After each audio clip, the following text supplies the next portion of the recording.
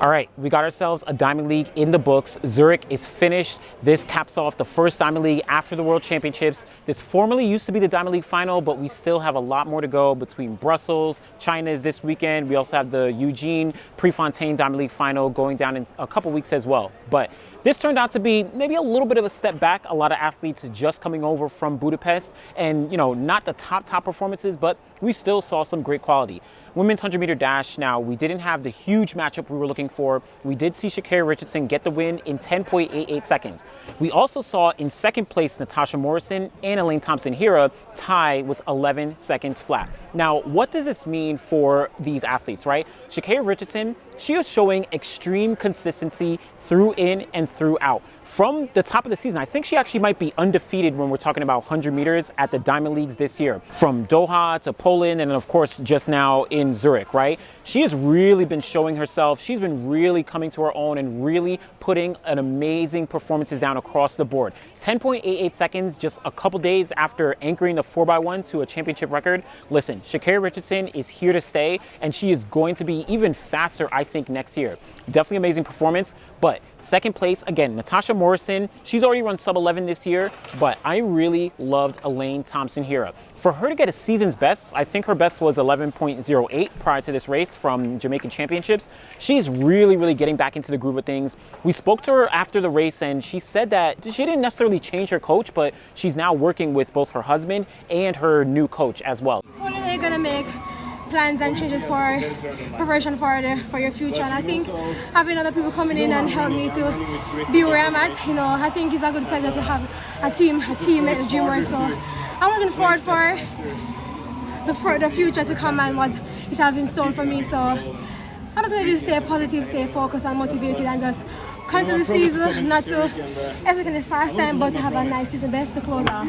So she's in a great training environment. She's really feeling positive. She, of course, spoke about how she does well at the Olympics, but then the World Championships don't go well. Listen, Elaine Thompson-Herah has really shown herself to be a consummate performer, to be able to pick herself back up. So looking forward to seeing what she's going to do when we get to Paris. If things hold true in terms of the trend, she's apparently going to win triple gold. Who knows? But we're going to see, really love this women's 100-meter dash here. And then in the 200, a lot of women were doubling back from the 100 going into the 200, but Shericka Jackson, her sole race here, 21.81 seconds.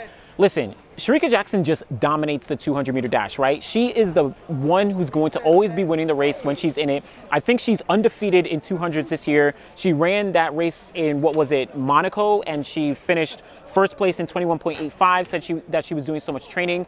Here, she ran 21.8. She said this was an easy, kind of step back race for her. I mean, 21.8 is kind of the bar for her. That's the floor. She said this wasn't even a quote unquote fast race for her. 21.8, is that like the baseline for you, or it's not too fast? It's not fast. 21.8 is for me, it's not fast. But as I said, it's just once I'm healthy, then I always want to put on a good performance, and tonight was no different.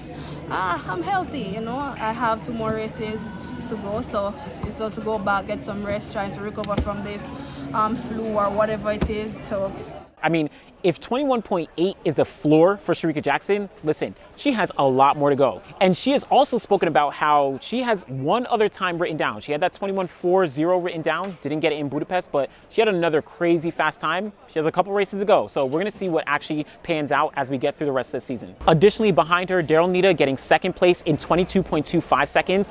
Daryl Nita is showing extreme consistency when we're talking about, hitting fast times in the 200. I mean, this is really turning out to be her event. I know she's fast in 100, but 200, she is throwing down some great times. Finished 5th place at the World Championships this year, so who knows what's going to happen next year. And then Kayla White. Shout out to Kayla White. Didn't do too well at the World Championships, her first World Championships, but coming off an amazing performance at USA's, she comes here to finish 3rd in 22.33 seconds. Kayla White is going to really continue on this trajectory and be a mainstay when we're talking about the 200, maybe not only in the United States, but then also in the world as well. She now trains with Dennis Mitchell down in Florida. So she spoke about how, she didn't even have a coach at USA. So her whole coaching group kind of got switched up, but she's really coming for scalps when we're talking about next year in 2024. Men's 200-meter side, Noah Lyles, he capped off the meet, getting the win in 19.80 seconds, really just edging out Arian Knighton, who ran 19.87. Now, looked like he was kind of exhausted a little bit. It looks like all of them were exhausted, right? Zarno Hughes, 19.94. Kenny B, it's 19.98. So the top 4 guys, not as fast as they were at World Championships. Noah Lyles kind of even spoke about how he may not even go to the Prefontaine Diamond League because he has so many other, media opportunities and engagements that he really wants to focus on. And I mean, of course, there's the Diamond League final, but at the end of the day, it's 2 weeks away. And once you get home, is there a real urgency to get there? Not really for me. I'm in a really weird spot where I have a lot of media and, people who actually want to see me back in the U.S., late night shows and all that stuff. So that people actually want my attention. And during that, span from now to Eugene, I could be doing a lot of work starting for the Olympics and getting people excited. And I mean, what's another race? I've already run in the U.S. almost the whole year. So it's like, it'll always be there next year. Remember at USA's, it was broadcast on CNBC as opposed to NBC. Listen, people might be a little bit, taken aback by that. So this is the only time the U.S. has hosted the Diamond League final. Do you feel any extra pressure to do it because it is on home soil? Let's just say that the U.S. Championship being on CNBC did not leave the greatest taste in our mouths. Let's just say that. So now I'm wondering if it's even going to give the coverage that is needed for it to be an impact. When I can go and do my single media and get a way bigger audience that's not just track and field. Who knows? But Noah Lyles, we're going to see if he chooses to run for the rest of the season. I doubt he will, but I'm looking forward to Paris next year. Stay tuned. I'm going to have a video kind of talking about the history of, athletes who have done the triple over the course of their careers. But again, Arian Knighton, second place, 19.87. We're probably going to see him at the Diamond League final. And, he might be able to take the win if Tobogo isn't there. Who knows? But Arian Knighton, he's really, really been solidifying himself in the range of the 19.6 to 19.7 to 19.8s. He's going to be a threat as we go on year for year for year. So definitely look out for him there. Women's 100-meter hurdles. Now, the only kind of casualty we had here was Jasmine Camacho Quinn. She unfortunately didn't run, but regardless, world champion Danielle Williams came back from her world championships and got another win here against a high-quality field, 12.54 seconds. Absolutely, 100%. I wasn't sure how my body would respond after that, so I'm just thankful, praise God, that I was able to come over here and execute and do it good. Second place, Alicia Johnson, who unfortunately didn't make the USA team. She ran 12.58 seconds. So these women are really, really stepping things up and really continuing on that trajectory. I'm really looking forward to seeing what Danielle Williams is going to be able to do. She's never made an Olympic team in her entire career. Missed out in 2016, missed out in 2021. Listen, 2024 might be the year. If she's on this path, who knows what's going to happen with Danielle Williams. So very much looking forward to seeing her progression coming off this, second gold medal in the 100-meter hurdles. Now, another big story here was Kyron McMaster upsetting Carson Warholm to get the win in 47.27 seconds. This is, I think, his third fastest time of his entire career, and it was close down that home straight. Actually, Kyron McMaster was kind of leading around the turn already, and then into the home straight. You saw for a second Carson Warholm might have been able to take the lead, but McMaster held him off. It's always good to come out here and show a world champion that you're also a champion. So now that I did that, I know he's going to go back in the lab and start to conquer. The last time I beat him, he came out like a menace the next year. And then the next year he broke the world record. So I now have to go back in my lab as well and fix up some stuff.